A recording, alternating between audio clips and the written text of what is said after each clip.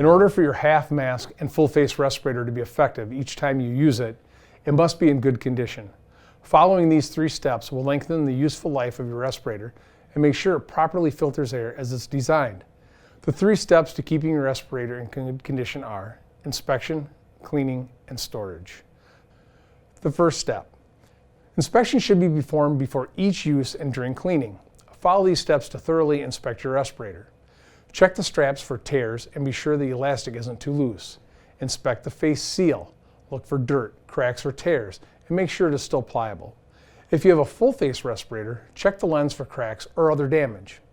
Check the tightness of any connections and look for any other worn, damaged, or missing parts, such as exhalation or inhalation valves. Replace any parts if necessary. Make sure to use only NIOSH-approved parts for that specific respirator. If your respirator is damaged beyond repair, it must be removed from service.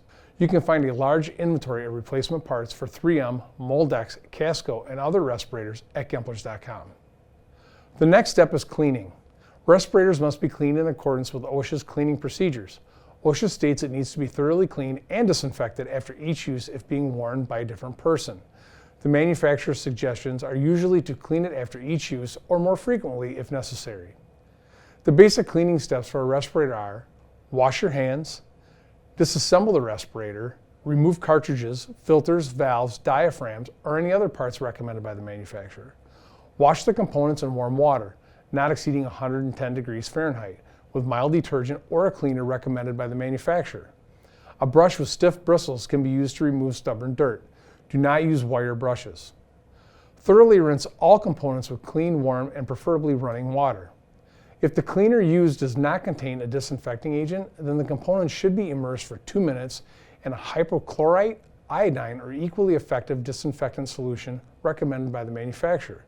The components should again be thoroughly rinsed with clean, warm, and preferably running water. Allow components to air dry or hand dry them with a clean, lint-free cloth. Reassemble the respirator and test to be sure it works properly.